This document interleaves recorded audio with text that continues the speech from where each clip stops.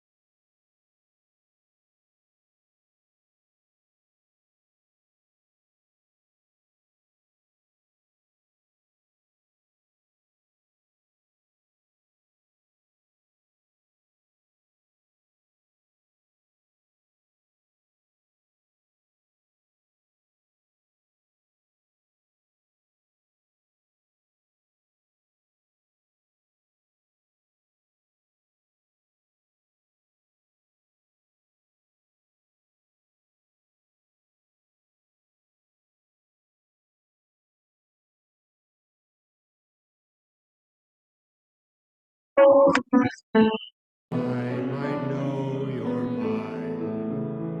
I'll bring you hope when hope is hard to find. And I'll bring a song of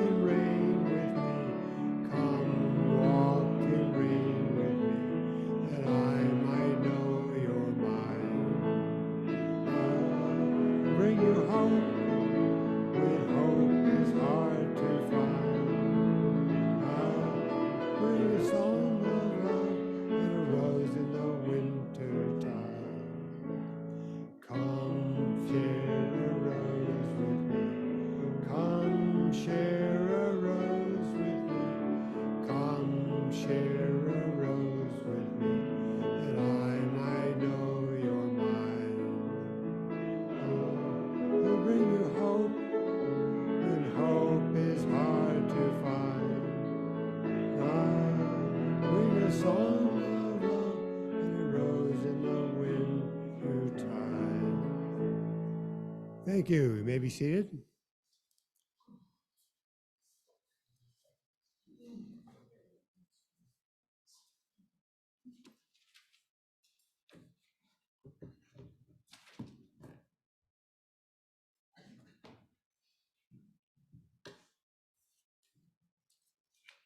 Okay, I think I'm organized now.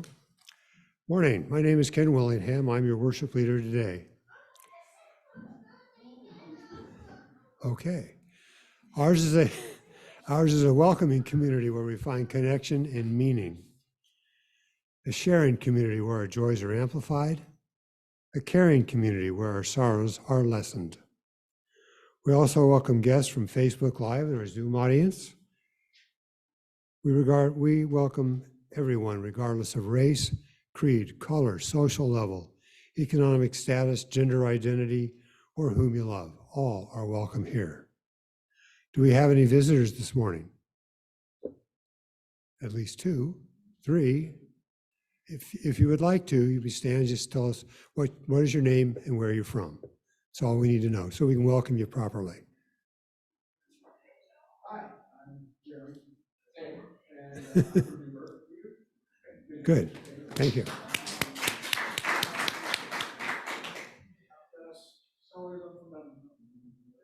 Okay, thank you.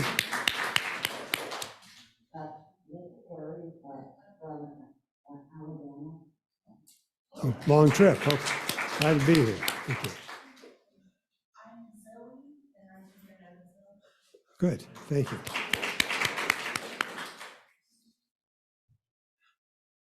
Do we have any online visitors this morning? I see none, so take that as a no. Okay, are there any church announcements this morning? There's got to be at least one. I'm not fighting anybody to knock them out to get up there first.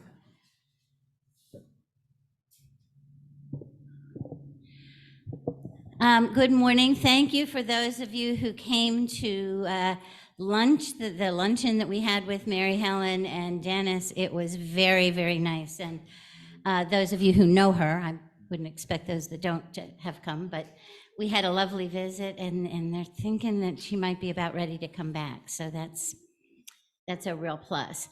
For those of you who did not sign up for Farmer and Frenchman, you're out of luck. But for those of you who did sign up, this is a reminder Tuesday at 6 o'clock. Be there. They've really worked with us to get us a reservation, and you're going to love it there. I think that's all.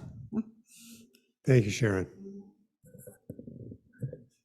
Okay, well, each one, we have another, okay. I'm Nancy. We are selling the old chairs because we love the new chairs and we don't really need 80 chairs stacked up in the back room. We got rid of 62 of them yesterday. There are 23 left. If anybody wants one, they're $5 a chair. If you're buying in quantity, I'll make you a deal. If we don't sell them in the next few days, I still have left the ad on Evansville Marketplace, then I may ask David to recycle whatever is left for us. So talk to me after if you want any of those chairs that are stacked up in the lobby. Thank you.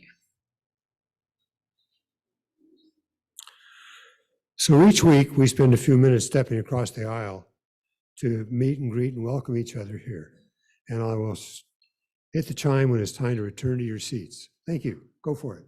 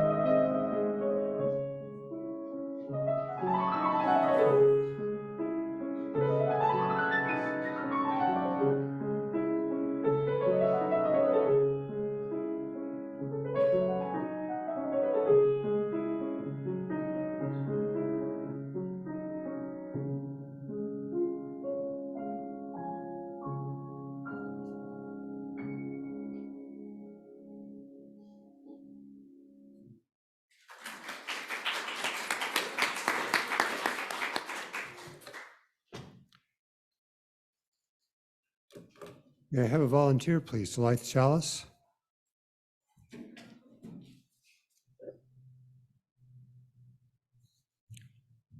Thank you. Across the distance, the light from within me shines, sending love to all across the distance. Your light is fuel that warms me, and helps me keep my own light burning. Together we keep the flame of community burning bright.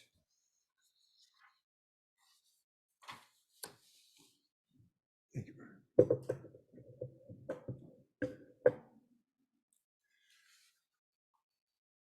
This congregation is a theologically diverse religious community with membership open to all who are in accordance with our principles, mission, and vision. We are a welcoming congregation to people of all sexual orientations, and we unconditionally welcome any and all of you to our community of mutual caring and serious intent to grow as spiritual and moral beings. Our congregation is entirely self-governed by a democratic process. One of the privileges of our free church tradition is to provide all the financial support for our many ministries from among ourselves. Generosity, therefore, is one of the spiritual values we recognize as central to our personal and our institutional well-being. You are now invited to participate in the blessing of giving as the ushers come among you to accept the gifts of the congregation. Thank you. May I have 2 volunteers, please?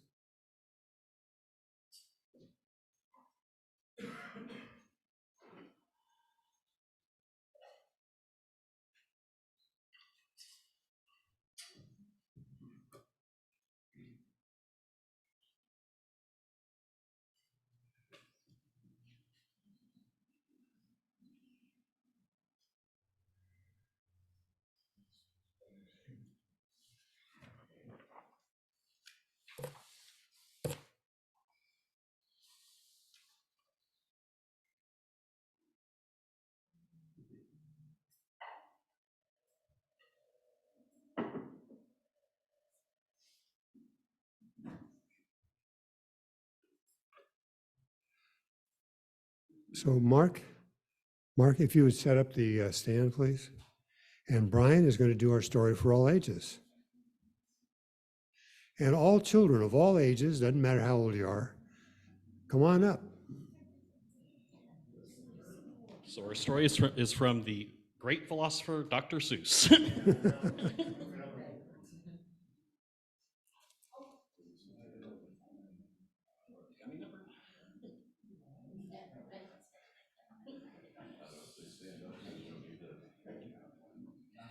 So, Okay.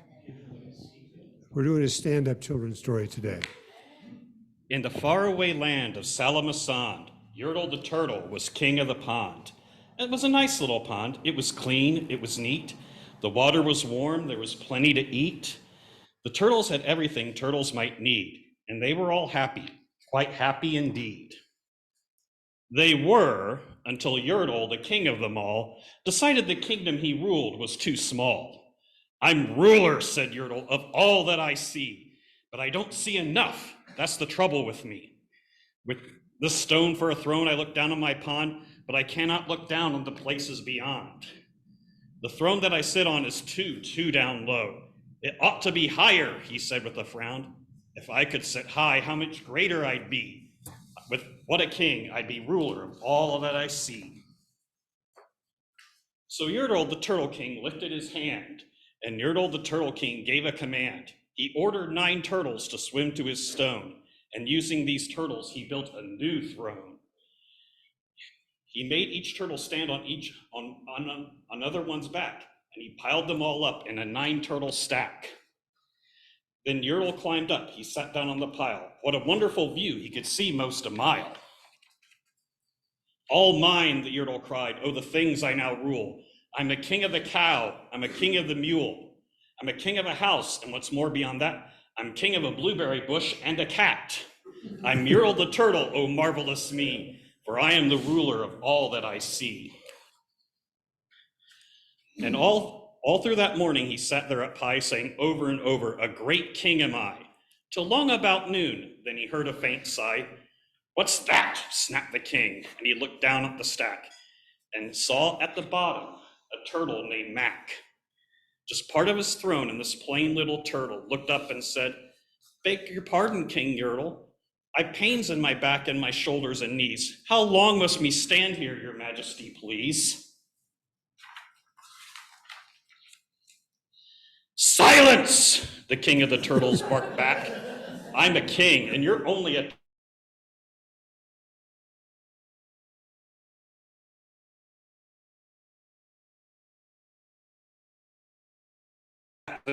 I'll do better than that. My throne will be higher, his royal voice thundered. So pilot more turtles. I want about 200. More turtles, he bellowed and brayed, and the turtles way down in the pond were afraid. They trembled, they shook, but they came and they obeyed. From all over the pond, they came swimming by dozens, whole families of turtles with uncles and cousins. All of them stepped on the head of poor Mac. One after another, they climbed up the stack. Then Yertle the turtle perched up so high, he could see 40 miles from his throne in the sky. Hooray, shouted Yertle, I'm king of the trees, I'm king of the birds, I'm king of the bees, I'm king of the butterflies, king of the air. Ah me, what a throne, what a wonderful chair. I'm Yertle the turtle, O marvelous me, for I am the ruler of all that I see. Then again from below in the great heavy stack came that groan from that plain little turtle named Mac. Your Majesty, please, I don't like to complain, but down here below we are feeling great pain. I know up on top you are seeing great sights, but down on the bottom we too should have rights.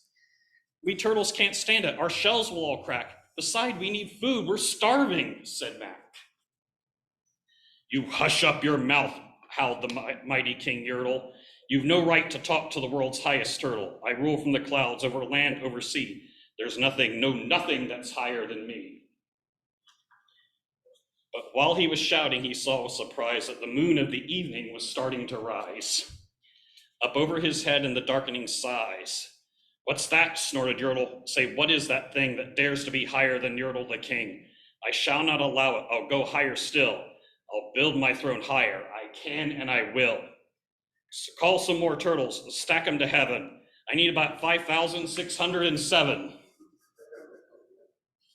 But as Yertle the Turtle King lifted his hand and started to order and gave the command, that plain little turtle below in the stack, that plain little turtle whose name was just Mac, decided he'd taken enough, and he had.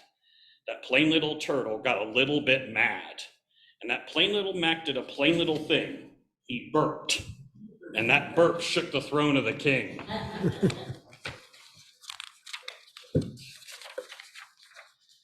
And Yertle the turtle, the king of the trees, the king of the air and the birds and the bees, and the king of the house and the cow and the mule, well, that was the end of the Turtle King's rule. For Yertle the turtle, the king of all Salamasan, fell off his high throne and fell plunk in the pond. And today, the great Yertle, oh marvelous he, is king of the mud. That's all he can see. And the turtles, of course, all the turtles are free, as turtles and perhaps all men should be.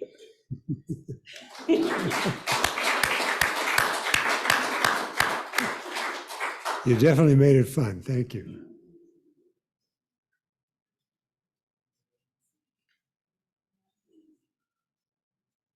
Our opening words today are, I have several. From Steve Goodyear. Humor can make a serious difference in the workplace, at home, in all areas of life. Looking for a reason to laugh is necessary.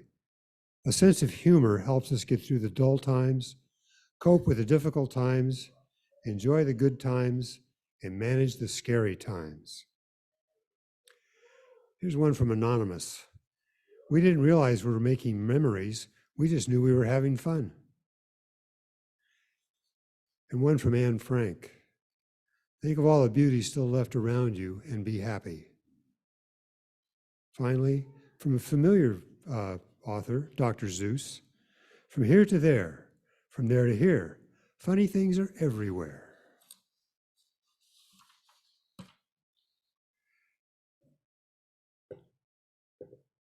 So we take a few moments each week to reflect on our joys and sorrows, and acknowledge the mutual support of our community.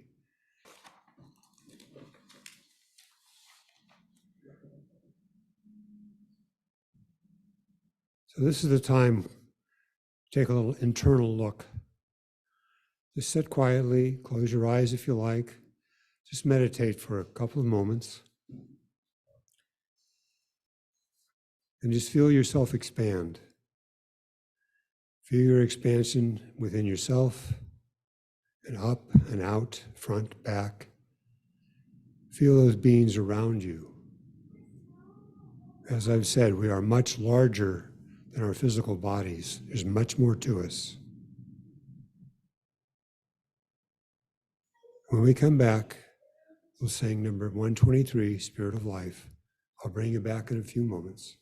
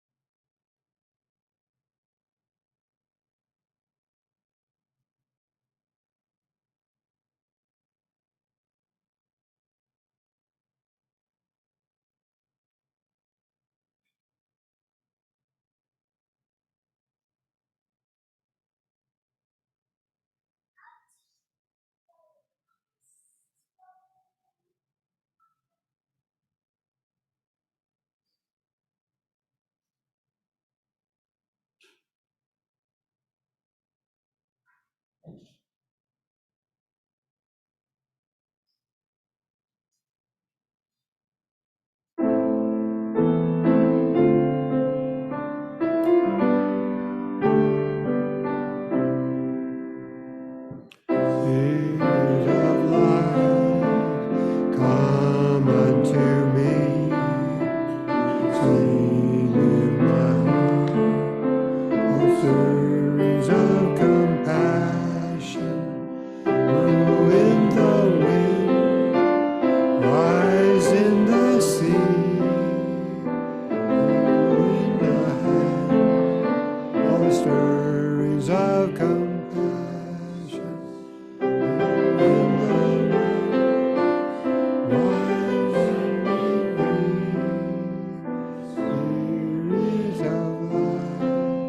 Come to me, come to me. Now, Jeannie Sexton has a message for us. You do? I've heard about that. Do you remember? Well, yeah, I was expecting that. Oh my God. Do we have another disaster on our hands? Oh, I'm ready. I hope you're ready.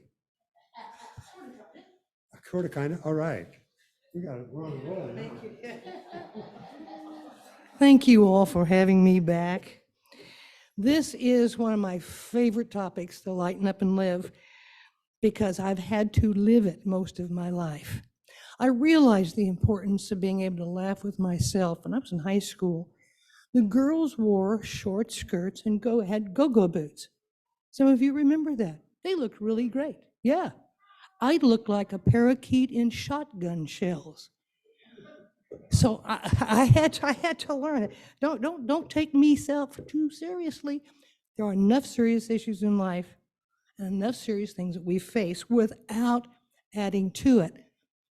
Life is not brain surgery every day. So the idea is just to find those moments. There was research done. People watched a movie, a sad movie, and they had tears, and they analyzed those tears. And they saw a funny movie, and they analyzed those tears. There were more bad chemicals released from the body through the tears of laughter than the tears of sadness. So we're literally cleansing our bodies. Now, I want to make a point that this isn't just blah, blah, fluff, fluff. There was a guy named Norman Cousins. He was a journalist, and he was given only a few months to live. This was back in 1964. He had a rare disease of the connective tissues of his body. He was told he had a 1 in 500 chance of survival. He was told, get your affairs in order, but he would have nothing to do with it. In tandem with traditional medicine, he watched hours of movies he thought were funny. And he found that if he laughed, had 10 minutes of laughter gave him up to 2 hours of pain-free sleep. And he lived till 1990. So now, if any of you are interested in this concept of laugh therapy at all, you can Google Norman Cousins, his book, Anatomy of an Illness, or if you Google that, you'll probably find some other examples too, other books that are available on the power of humor and laughter. There's an old saying, if you lose your sense of humor, the mind isn't too far away. So I've had to have my funny moments become just part of my memory that I enjoy. Like I traveled for a living, so I'm in airports all the time. And I was headed down the in the airport, and I got a hot dog, and I ate my hot dog, and I'm walking to catch my plane, and I noticed people were looking at me and smiling, and I thought, well, I must look pretty good. Everybody just smiling at me like this. I made a stop off in the restroom. I found out why they were smiling.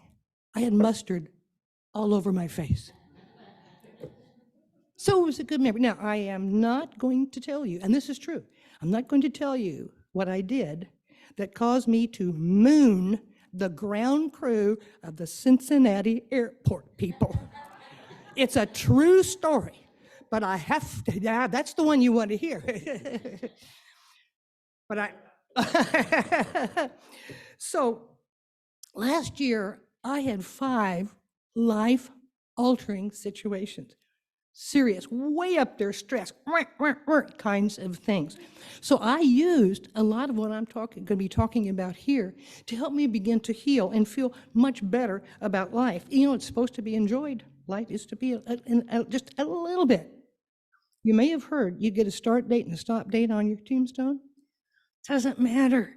It's that little dash in between that we're talking about. But it can be difficult to find the upside to a down situation when it's happening. But for our well-being, at least let's be open to the possibility. My dad was filling out hospice forms. He came to the question, are you terminal? And he said, isn't everybody? Yeah. And a lady named Katie, she was on the last days, she was in the hospital. It was down to the wire. So they didn't think she'd make it through the night. Well, lo and behold, the next morning, she rallied. She rallied around. And a friend of hers said, well, Katie, what do you think happened? And she said, well, I guess getting to heaven is like waiting in a long line at Kmart and somebody in front of you is using a bad credit card. When that was told to her daughters, that's a memory that they still hold on to. So a tough situation, but there was a moment of laughter. Now, one of my best friends, Gailey, she was bald due to cancer treatments. And she said, would you get me a sweatshirt that says hair by chemo? Moments of lightness when it can be so difficult.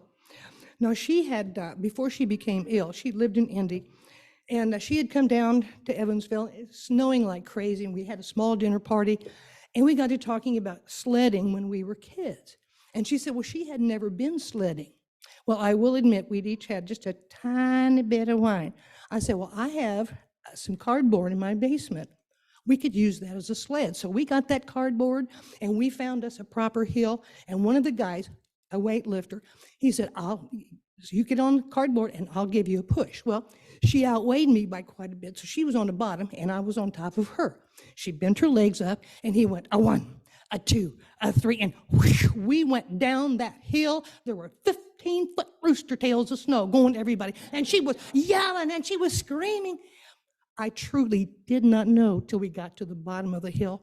He had pushed us off the cardboard. She was my sled. Those were not screams of joy.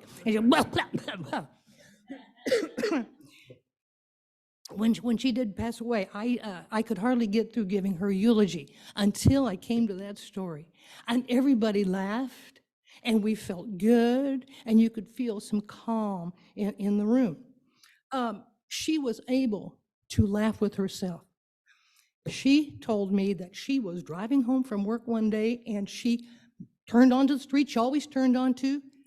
Somehow she got into a parade in Indianapolis. I said, what did you do? And she said, I went till I could turn off. Yeah. She said that she wanted to be buried in Mickey Mouse sweats. Well, I made sure that that happened. During the visitation, there were people from her office that came, and I heard someone say, that sweatsuit is not appropriate for a corporate executive. And I thought, so fire her. Really? Sometimes it's just a little moment we kind of, and we can feel better about things. If there's something rolling around in your head now that could distract you or you're not pleased about, okay, the question you ask yourself, is there anything I can do about it at this moment? If not, put it in your pocket.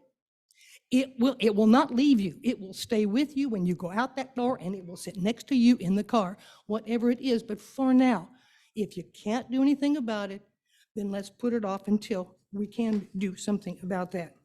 Now, I talked about moments, unexpected moments of laughter. There were a group of us, you heard me talking about dogs the last time I was here. There were a group of us sitting around the living room and just chatting.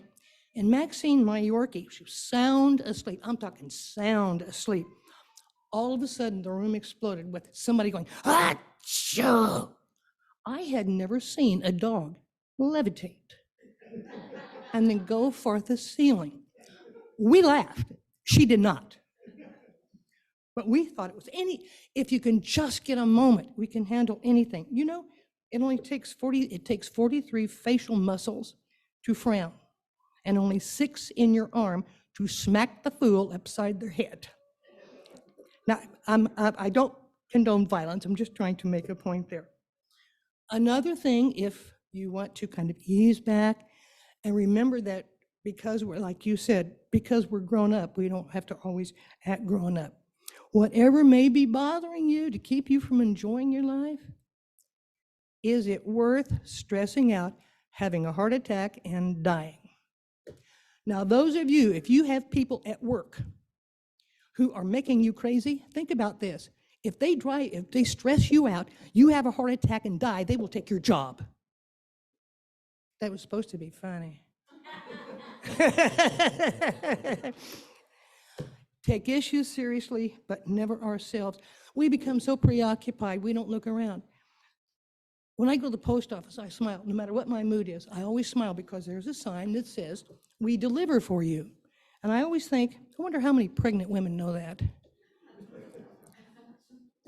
When I was putting this together, I read a story, and I had to include it because this will tickle me no matter what my mood is.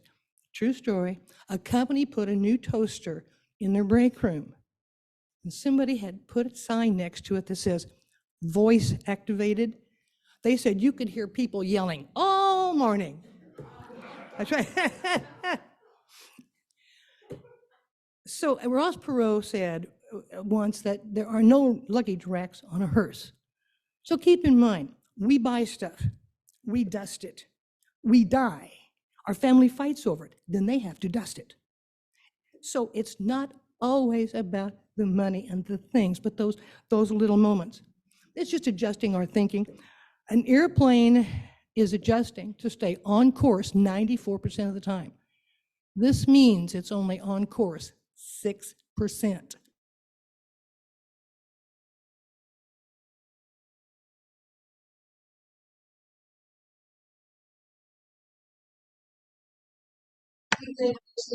Here, sometimes it's just a matter of shifting gears to feel good and the value we give to lightness and laughter and the quality of a day. Now, this is a pretend, it's not real, okay? This is a pretend $50 bill, but we're going to pretend it is real. Now, if I offered this to you, no strings attached, would you take it? Yeah? No? What is wrong with you? Ken, would you take it? Okay, that's my, oh yeah. Okay, so, but I'm going to hand it to you, but I get kind of nervous about it, so, I crumbled it up. Would you still want it? He's got an iron. All right, I start to hand it to you, but I drop it and then I accidentally step on it. So now it's kind of dirty and it's all crumbled up. Would you still want it? Why? All of the bills in his wallet are like that. It has value. No matter what you do, it still has value. So whatever's going on in the course of a day, it still has value. And no matter what we're dealing with, we still have value, no matter if we feel like that crumpled $50 bill. Now, there's plenty to be serious about, but not everything is serious. And I'm going to go back to what you said. We don't have to act grown up. That's why we're grown up. We don't have to. We can do what we want to do, and our mothers can't tell us what to do. But some people are just naturally serious, and that's fine. That's fine. And some people have forgotten how important humor is and lightness. When I used to give professional talks to companies, I would talk about this and morale and the importance of taking moments to laugh. It's got to be appropriate, because a couple of people, if these laugh and somebody's down the hall, something serious happened, then it gets all confusing. So you've got to be appropriate with it.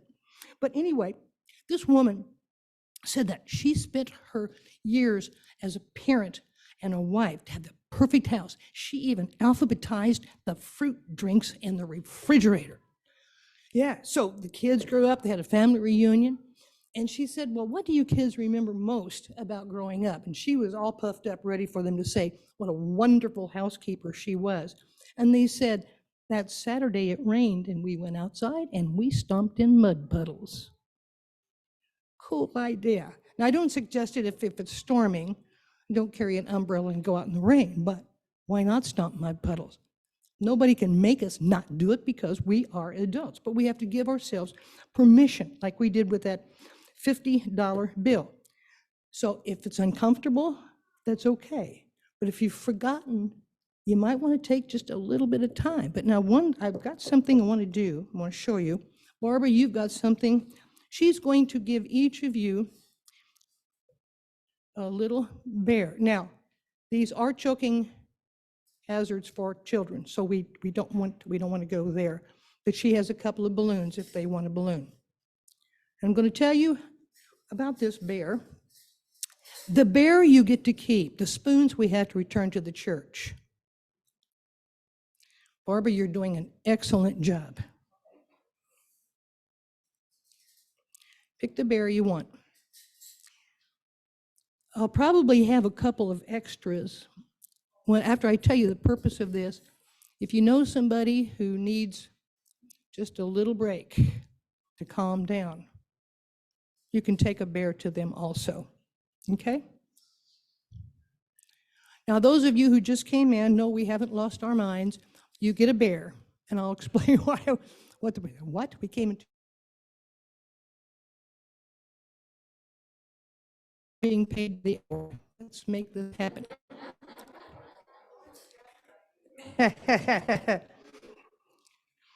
Okay, I'll tell you what, I'll go ahead and tell you the story of how to use your bear. Following a workshop I did based on this concept, the president of a major company caught me in the hallway and he said, when he felt bogged down, which he could not afford to do, he's the CEO of a major corporation. He had a rocking chair in his office and he had a huge stuffed bear. And he would sit in that rocker and he would hold that bear and he would just rock and calm down. He said his shoulders would quit hurting. He could think more clearly. He could be more creative. So we may not always be able to carry a big bear around with us, but you can hold this bear and just breathe. Just breathe. Or you can put it somewhere where you look up and you go, okay, yeah, life isn't all that serious. There are plenty of serious things. We don't have to always be serious. So now you each have your own bear. And again, Barbara, don't we have a few more left over? Do we have a few left over? She's quite the helper, isn't she? It's called the feisty helper.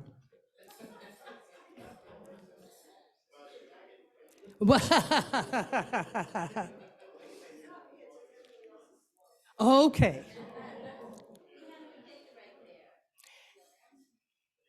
Okay, so watching this, I'm going to hold my bear and I'm going to rock so that I don't thump her upside the head like I told you.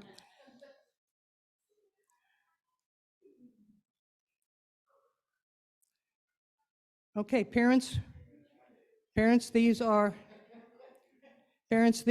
definitely possible choke issues. Be really, really, really, really careful. So parents, do not put these in your mouth, okay?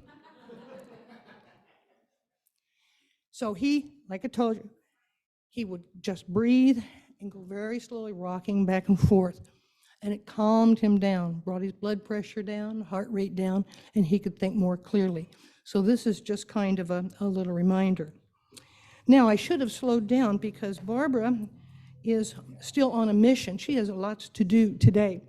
We're going to do something else. But I tell you what, before we do that, questions or comments that you would like to make, because we're going to do another little thing to show you how to calm down. Yes, ma'am. Wait a minute, can you all hear her? Okay, would you like to come on up here? Okay, thanks.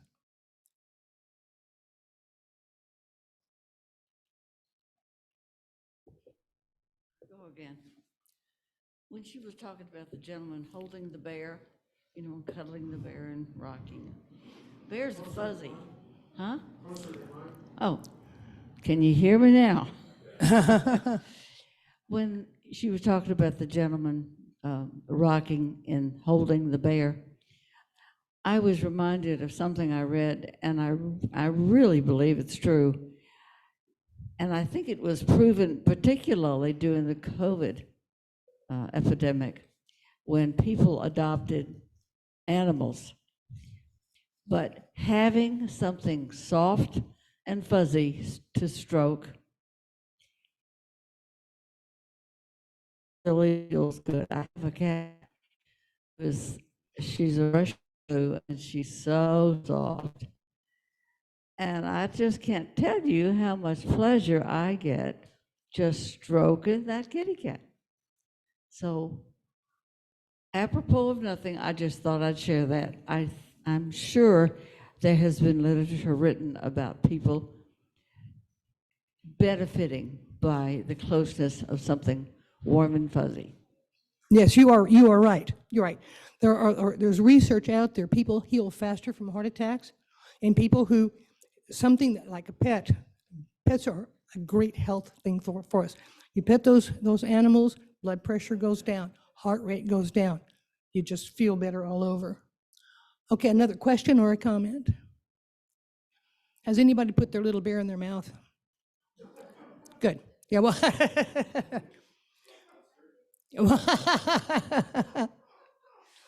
Okay, no questions or comments, huh?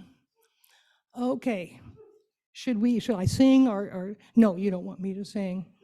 When I lived here before, I directed an American Sign Language choir. We were almost all hearing, but we were promoting the beauty of the language and the culture. And I guess I was attracted to it because I could sing, and I wouldn't be singing off key. I would be using my hands. But if you're doing sign language, you don't want to do it when you're cold because it looks like you're stuttering.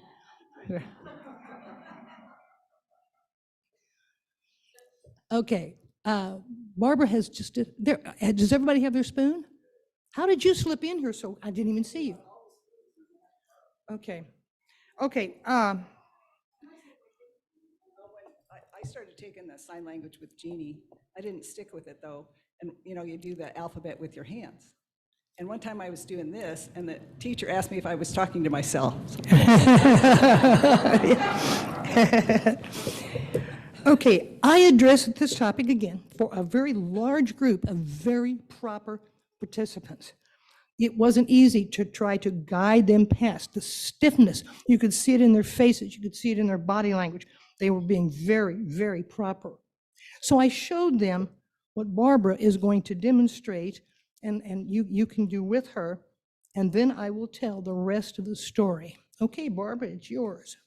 Let's see if this works. It worked at home. So if you wipe your nose off, Joe, you'll have, when you go on the microphone. So if you wipe your nose off,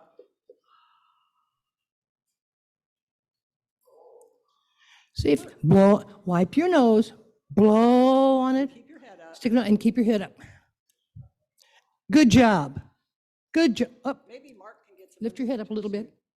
Did you wipe your nose off to get any oil?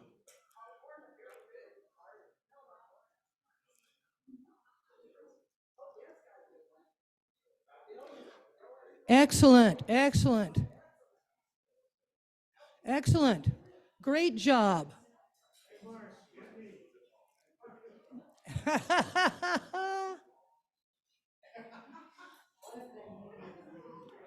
Such talented people.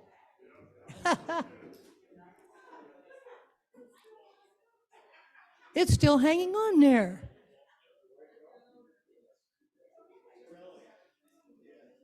Do what? If you're going to do this, wipe your nose, blow on it, get a lot of moisture on there, and then keep your chin up.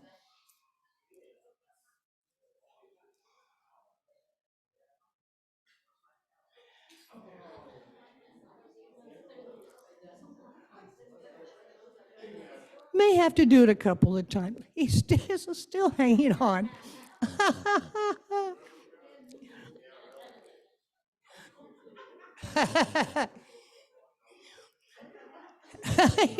Look at his expression.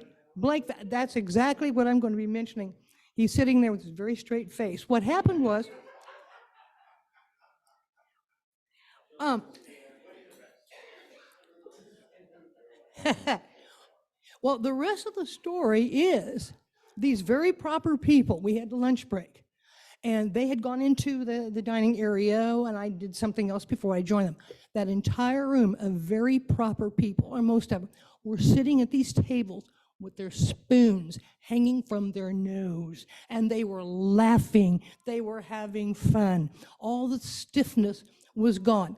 Now, what you can do, if you're with some family and friends and they get kind of grumbly, hang the spoon from your nose.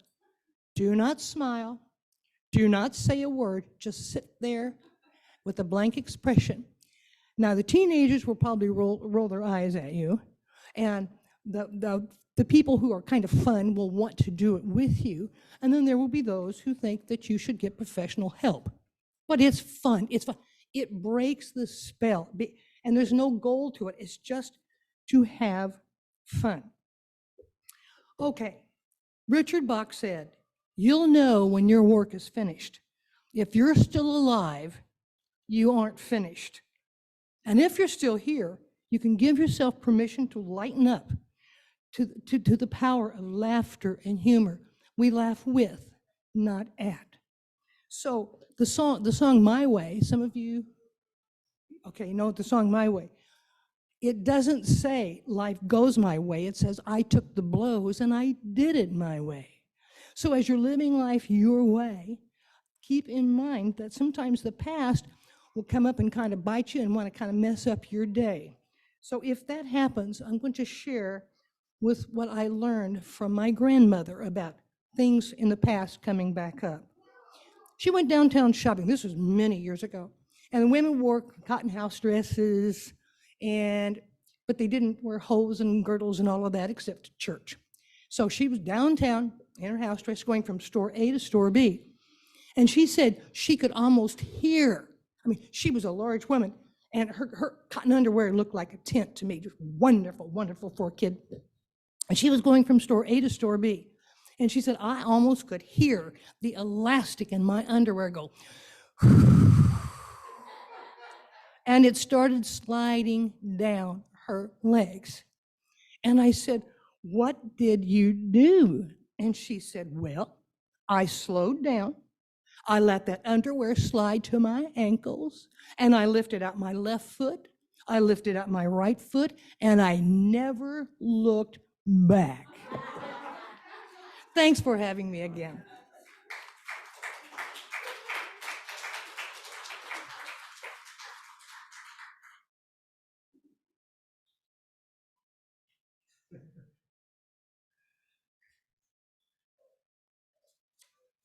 I tend to think I'll be laughing the rest of the day at myself or something. Is there anything anybody would like to say about what we just saw? Yes.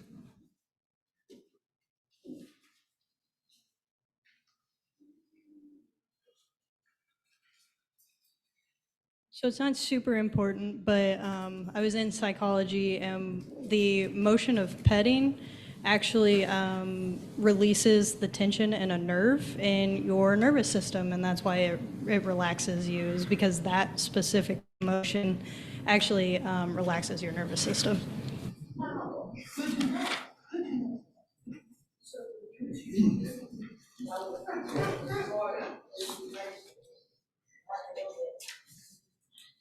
So I'm one of those adults who fell really hard into the Harry Potter universe and read all the books again and again and again. And while I have some problems with J.K. Rowling now, there are some things she did in those books that was just wonderful. And one of the things that actually changed some of my life, and I helped my kids change, was the spell to dispel a boggart.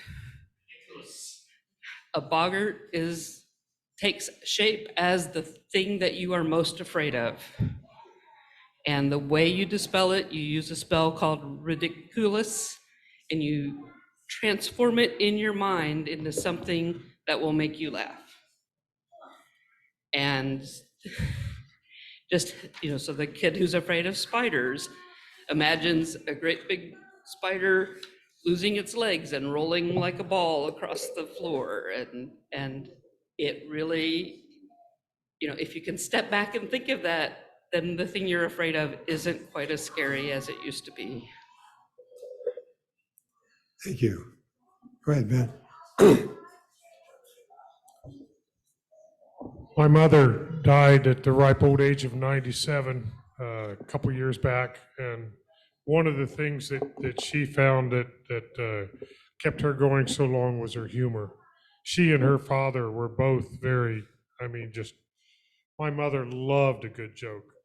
And we were talking about death one time, which is a pretty heavy subject, And she said, well, when I was a kid, and she grew up in Appalachia, she said, when I was a kid, when someone died, we would bring them, they would come to their home and we'd have a wake, in the living room, and people would come and bring food. And she said, and I remember as a kid, one of the neighbor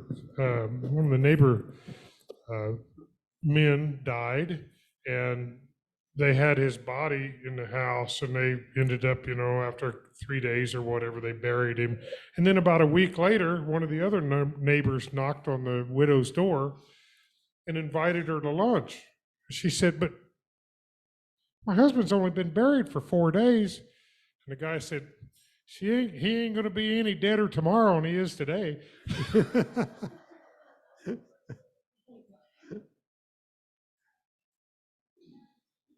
I just like to say, leave your spoons on your chair when you leave, and I'll collect them.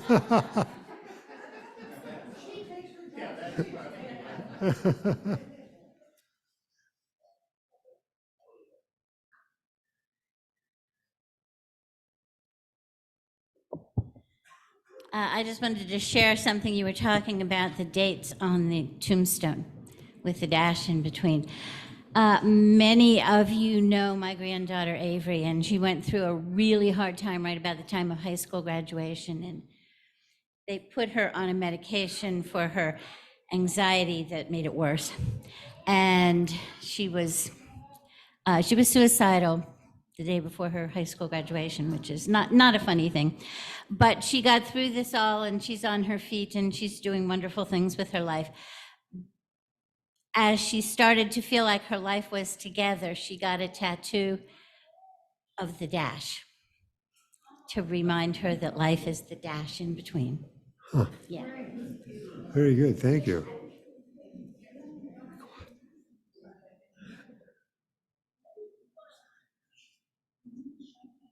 So I kind of remembered while I was sitting there. This weekend, the hotel that I work at had a sprinkler go off, and all the water rushed through our ceiling into our lobby and flooded our second floor. While it was very stressful, our hotel has an app that we use to do maintenance requests and let housekeeping know that things are needing done and stuff like that. And so I took a picture of our ceiling in the lobby that was missing tiles, and I just said, "Hey Matt, do you care to find the missing ceiling tiles and hang them back up?" And he came in and he was like, "This is crazy," but he was like, "I'll try my best to find ceiling tiles." But and then housekeeping a little bit later, I was like, "Hey, if you guys could just mop, I think someone left some stuff in the floor," and it was all the cracked ceiling tiles. So they came into a crazy mess, but they got to laugh about it and joke about it. So.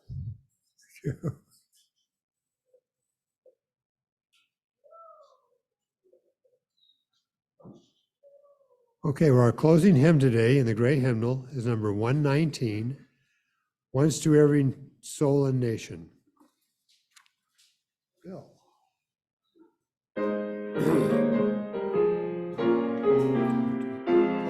And stand if you're willing and able, please.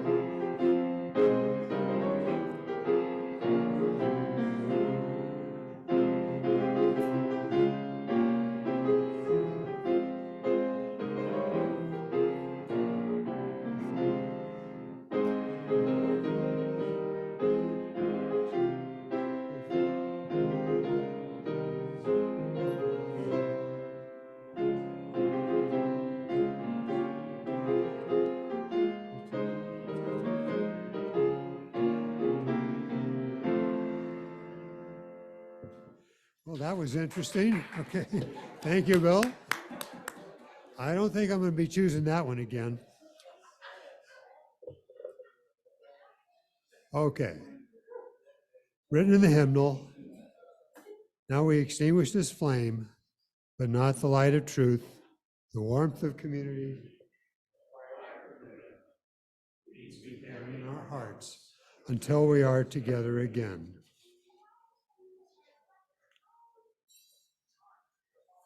Closing words today, I have two pieces I want to do. From Christopher Mooney, humor is perhaps a sense of intellectual perspective, an awareness that some things are really important, others not, and that the two kinds are most oddly jumbled in everyday affairs. We don't laugh because we're happy. We are happy because we laugh. It's from William James.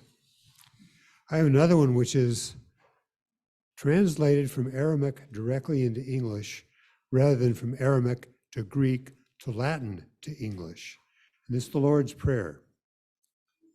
O cosmic birther of all radiance and vibration, soften the ground of our being and carve out a space within us where your presence can abide. Fill us with your creativity so that we may be empowered to bear the fruit of your mission. Let each of our actions bear fruit in accordance with our desire. Endow us with the wisdom to produce and share what each being needs to grow and flourish. Untie the tangled threads of destiny that bind us as we release others from the entanglement of past mistakes. Do not let us be seduced by that which would divert us from our true purpose, but illuminate the opportunities of the present moment.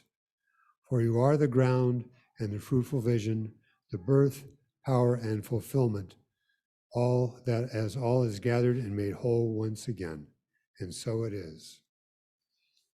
Go in light and love and harmony, and may your being bless the world.